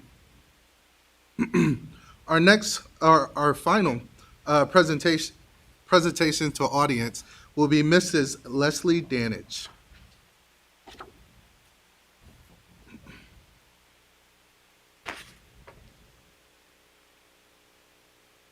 Good evening, members of the board. My name is Leslie Danage. I'm the president of PFT 780, our local teachers union. Before I get to why I'm here tonight, I did want to say the timeline for phase one, Dr. Milton, is a little concerning to me. It's October 1st through the 22nd. So that is concerning to me because our teachers and parents will not be available potentially 2 nights that first week because our parent-teacher conferences are that week. So our staff are working 2 12-hour days. They'll teach, and then they'll have parent-teacher conferences from 4 to 7 on Tuesday and Thursday that week. And then the following 2 weeks of that window is our fall break. So many of our staff and our families will be out of town and have plans. So I'm glad that you're here and that I got to see your presentation so that if possible, maybe we can look at adjusting that. It's just a suggestion. I am here again tonight to speak on behalf of my members who continue to ask what our district and school board are doing to ensure we meet our goals of maintaining adequate class size for our students. I have heard this administration say that we currently maintain an average class size of 16 to 18 students. This is incorrect when you remove the numbers for specialized self-contained classrooms. It is also an unfortunate perspective to demonstrate success as an average class size across the district does not help a teacher nor her students in a class of 28 second grade students like the one at Northmore. I received the class size updates from last week this morning and will follow up with exact numbers via email as I have time this week. We do meet as a class size committee this Wednesday, and I remain hopeful that this will be the meeting where solutions are shared rather than just updated numbers. I know many of you have heard that the class size language in our contract is a goal and not a mandate. To that, I would say we are once again not meeting the goal in 55 of our classrooms. As of Friday's enrollment counts, Glen Oak has 5 classrooms that are over the goal, Hines has 9 classrooms that are over the goal, Keller has 8 classrooms that are over the goal, Liberty has 9 out of 12 that are over the goal. To put that into perspective, since we're adding random statistics to class size, 57% of the general education students at Hines are in classrooms that are not meeting the goal. 56% of the general education students at Keller are in classrooms that are not meeting the goal. 77% of the general education students at Liberty are in classrooms that are not meeting the goal. In fact, out of our non-specialized buildings, only 4 schools, Franklin, Trewin, Von Steuben, and Whittier, have all of their classrooms meeting the goals outlined in the contract.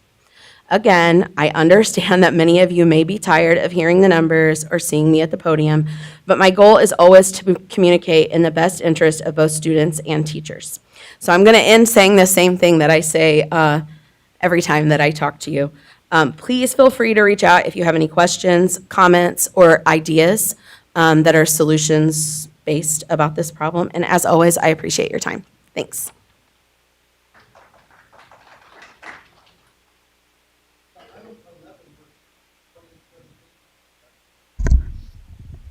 Thank you very much, Dr. Wilson.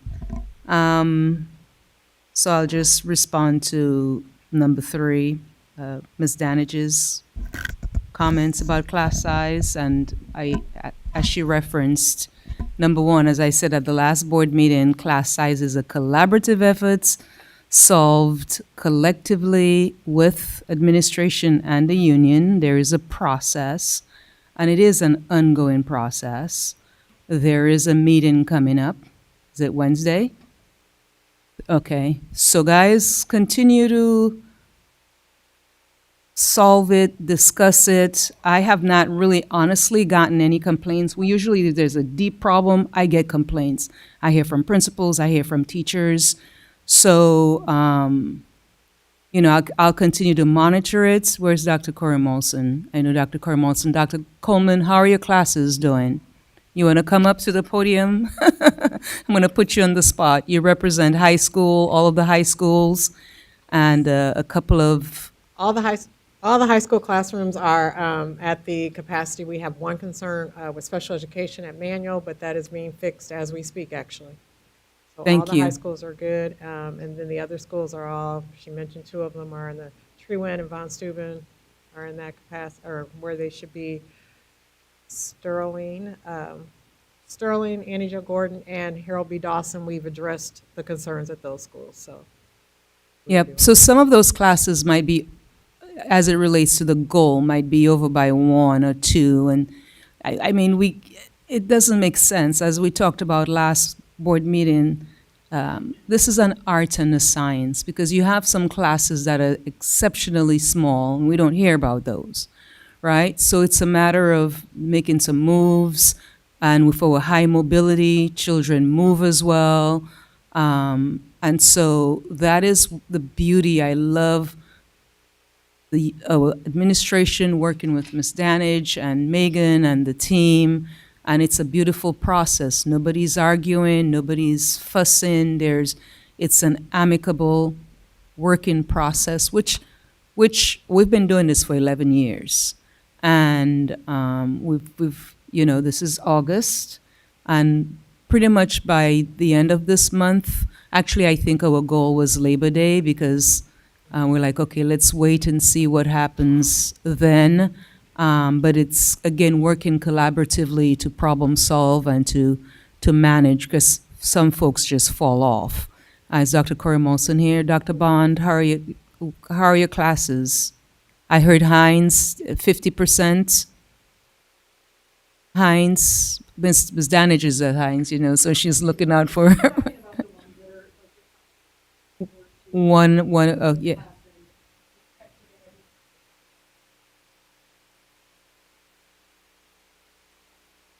Yeah, right. It's fluid. We close classes, then kids move. You have to reopen it. So, Ms. D, I know it's new to you. Just continue to work with us. And if it's a big problem, just text me or email me like you normally do.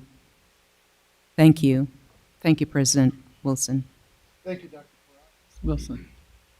Yeah. I really want to go on record as saying, as it relates to the number of children in the school classes, I mean, I've always believed that, and I sometimes people get up and talk and they never talk about kids.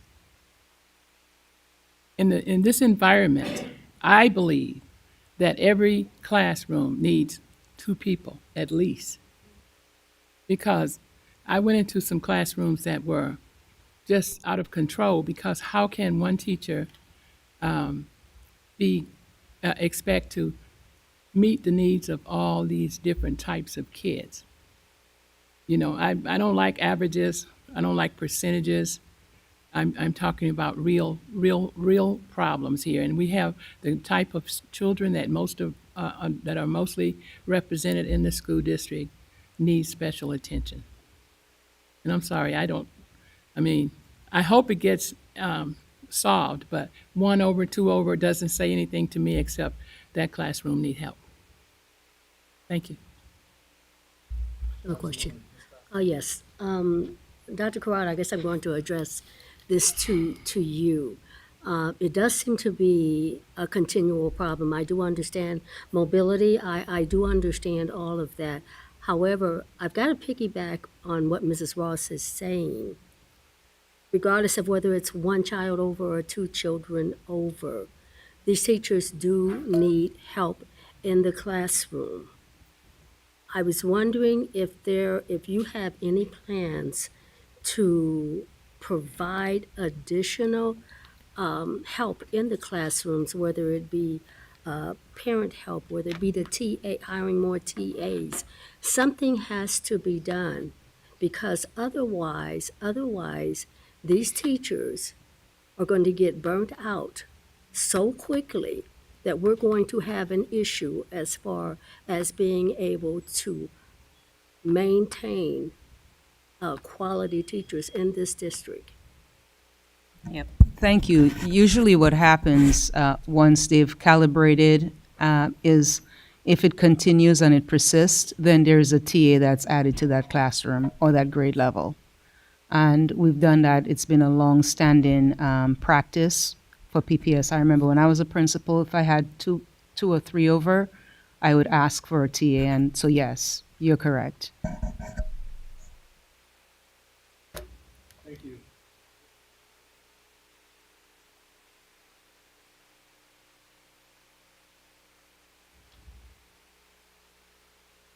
Up next, we have approval of August 25th.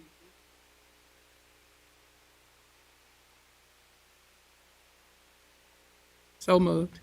Second. Madam Secretary. Mrs. Costick?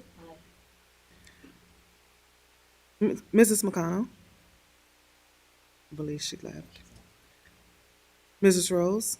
Aye. Mrs. Ross? Aye. Mrs. Wilson? Aye. President Wilson? We have 5 ayes, motion carries. Information items. Item number 1, Superintendent. Dr. Karat. Yes, thank you, sir. Thank you, President Wilson. Just quickly, kudos to Tree Win. One of the teachers, Miss Bogus, she, and I know Miss Rose, you were in attendance as well. She thanked you and I for attending what she calls Tree Win's little 75th birthday celebration. But I just really wanted to thank her for really coordinating this little birthday party for her school. So Trewin was 75 years old on September 1st. And so the kids were, she had her children work very hard on they did posters and they did decorating and they showed us things over time from cheerleading uniforms, way back when, pom-poms and you name it, just kind of doing a timeline. And they all worked very, very hard. So I was just really touched. She provided cake and refreshments and drinks for the entire school. So while we were there, we saw classes filing in and out. They were very happy. They had a little bit of music, singing happy birthday. So would you like to add to that? Yeah, I mean, I thought that the decade presentations by the students were really Yes. beneficial. I think the students learned a lot. There's nothing like being taught by 11 and 12-year-olds about the decades that you were alive in that they weren't. That was really fun for me to see it through their eyes. There was real pictures. People had contributed trophies and pictures from those like different decades at Tree Win, so that was wonderful. I loved seeing the kindergartners sing happy birthday to the school. That was adorable. And the staff just really supported that. And yeah, it was all fun. Yep. So thank you, Ms. Bogus, and of course, Mr. Brown, the principal, and all of the staff, because we got to see all the teachers coming in and out too, and they were very happy. And I just wanted to mention that 2 individuals that I've worked very, very closely with and have really respected them. Mr. Swanson will be retiring on the 17th of this month after 17 years of service with Peoria Public Schools. So happy retirement to you, Mr. Swanson. Happy fishing, happy golfing. I know he loves golfing, so I'm sure he'll be doing a lot of that. And then he was dean at Richwoods. He was an AP at EFA, Elise Fort Allen. He was principal at Harold B. Dawson, and also AP at Manual.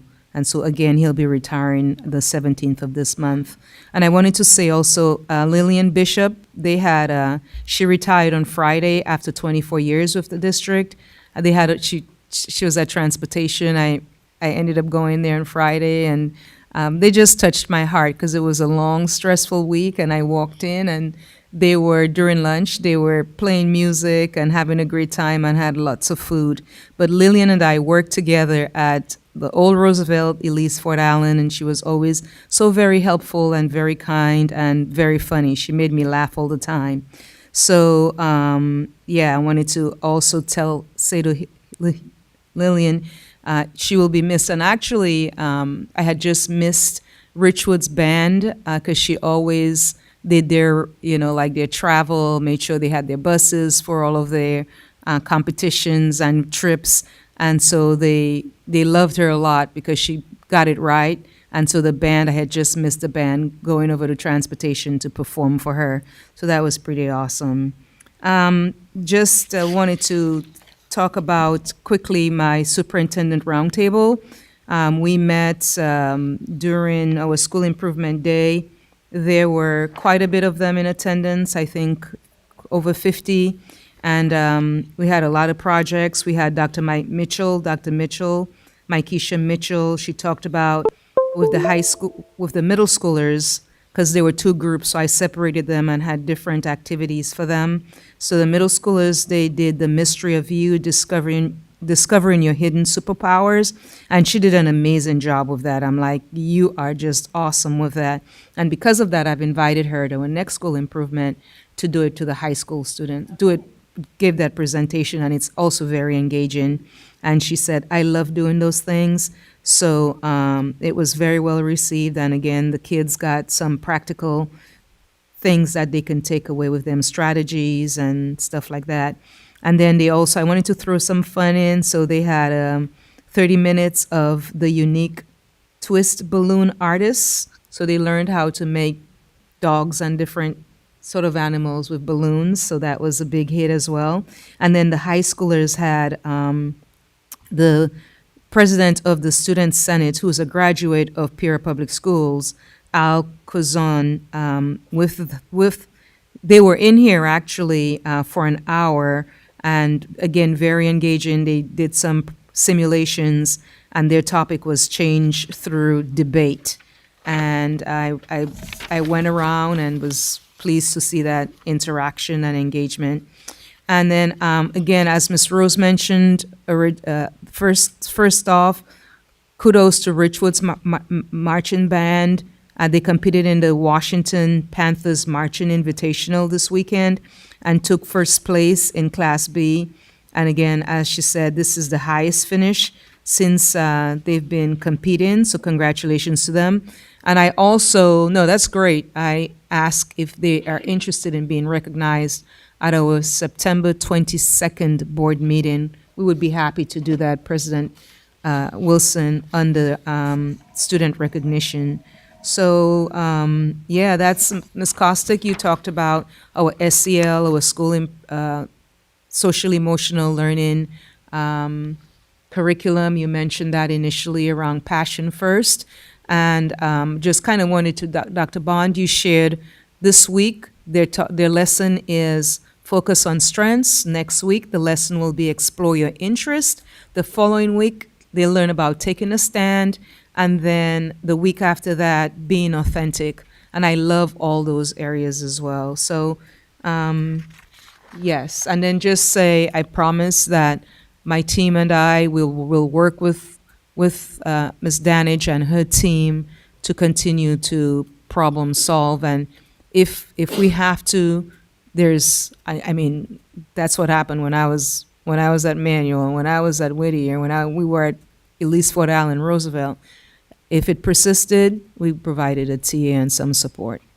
Okay? Is that okay? Yes, That's, thank you. that concludes my report. Thank you. Number two.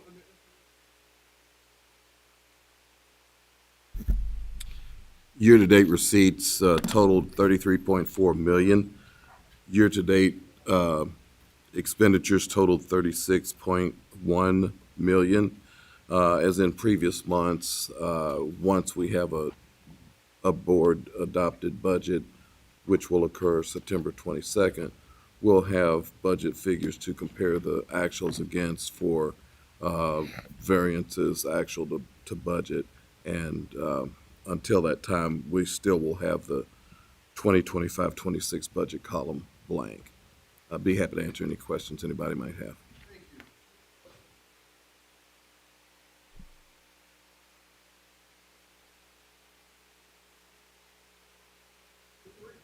Expenditures over 2,500. Any questions for? Yeah, one. At our last board meeting, I brought up the cost for the time clock. Mhm. And we voted on it last time, and it's on that list again this time. On the purchase order list? Mm-hmm. Are we paying, I mean, is it the cost for two of them, or is it just one system? The 160 some thousand, I think. No, the purchase order probably was remained on there inadvertently, and I'll double check that. What I do know is that we did not make a double payment. Okay. Yeah. Thank you. Awesome. Thank you.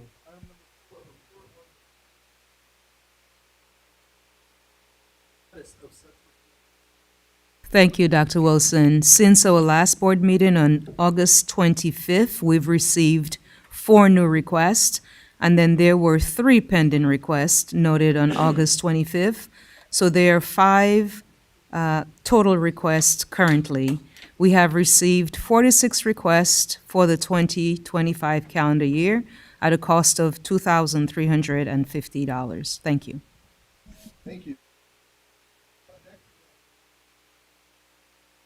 Vice President McConnell. Okay, item number 1, gifts to school district, year-to-date, $8,900. Item number 2, payment of bills. Item number 3, payment for travel. Item number 4, the human resource report.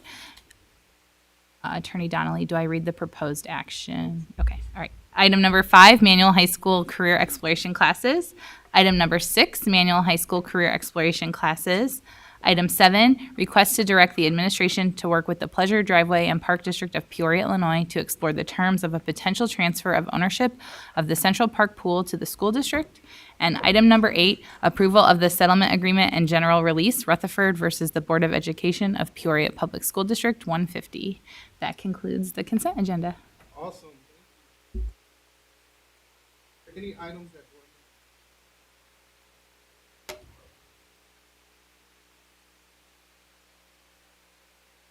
So moved. Second.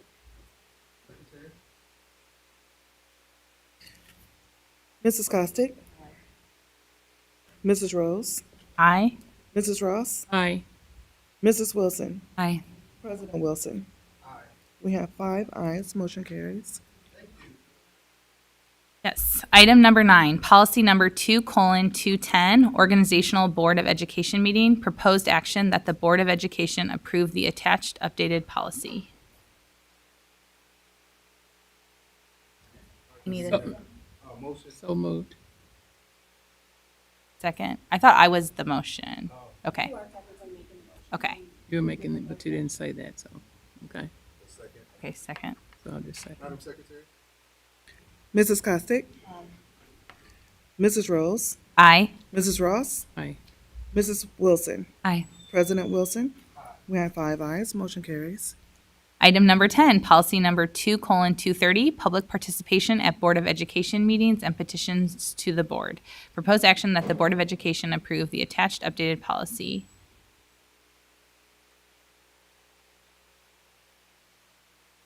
Second. Is there a second? Second. Mrs. Costick? Mrs. Rose? Aye. Mrs. Ross? Aye. Mrs. Wilson? Aye. President Wilson? Aye. We have 5 ayes, motion carries. Item number 11, policy number 2:250, access to district public records. Proposed action that the Board of Education approve the attached updated policy. Thank you, Madam Secretary. Mrs. Costick? Mrs. Rose? Aye. Mrs. Ross? Aye. Mrs. Wilson? Aye. President Wilson? We have 5 ayes, motion carries. Item number 12, policy number 3:10, goals and objectives. Proposed action that the Board of Education approve the attached updated policy.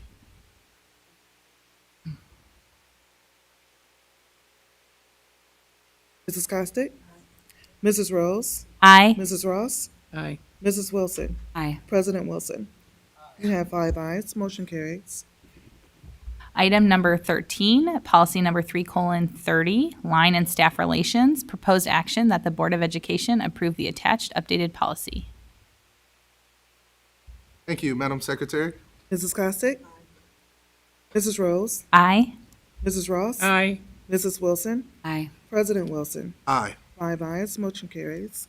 Item number 14, policy number 3:52, research and evaluation. Proposed action that the Board of Education approve the attached updated policy.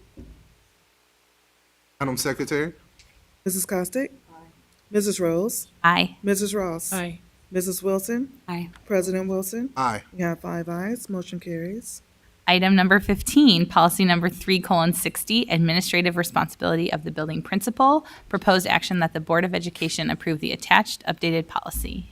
You didn't skip over 14, did you? No, we just did that one. You did 14. Promise. Thank you, Madam Secretary. Mrs. Costick? Mrs. Rose? Aye. Mrs. Ross? Aye. Mrs. Wilson? Aye. President Wilson? Aye. 5 ayes, motion carries. Item number 16, policy number 3:70, succession of authority. Proposed action that the Board of Education approve the attached updated policy. Madam Secretary? Mrs. Costick? Mrs. Rose? Aye. Mrs. Ross? Aye. Mrs. Wilson? Aye. President Wilson? Aye. 5 ayes, motion carries. Item number 17, policy number 7:190, student behavior. Proposed action that the Board of Education approve the attached updated policy. Madam Secretary? Mrs. Costick? Mrs. Rose? Aye. Mrs. Ross? Aye. Mrs. Wilson? Aye. President Wilson? Aye. We have 5 ayes, motion carries. Item 18, expulsion. With the expulsion to be held in abeyance. The proposed action is that the Board of Education approve expulsion with the expulsion held in abeyance listed on the report dated September the 8th, 2025, be approved as presented. Second. Madam Secretary? Mrs. Costick? Aye. Mrs. Rose? Aye. Mrs. Ross? Aye. Mrs. Wilson? Aye. President Wilson? Aye. We have 5 ayes, motion carries. Item 19, expulsion. The proposed action that the Board of Education approve expulsion listed on the report dated September the 8th, 2025, be approved as presented. Second. Madam Secretary? Mrs. Costick? Aye. Mrs. Rose? Aye. Mrs. Ross? Aye. Mrs. Wilson? Aye. President Wilson? Aye. We have 5 ayes, motion carries. Thank you. Presentation and suggestions by board members. Reports from board committees. The policy committee's next tentative meeting date is November 5th at 9:30 in person here at this building. Buildings and grounds? No? Okay. We don't have a We'll meeting. announce, I got we you. will announce it. Is Larry on? Is he on the call? No. Oh, yeah, of course. Ms. Brenda, anything? The Behavioral Intervention Committee has not met yet, but I'm going to be meeting with Dr. Bond next week to get things started. Sounds good. Thank you. All right, it is now 8:32 p.m. and I would like to adjourn today's meeting. So moved.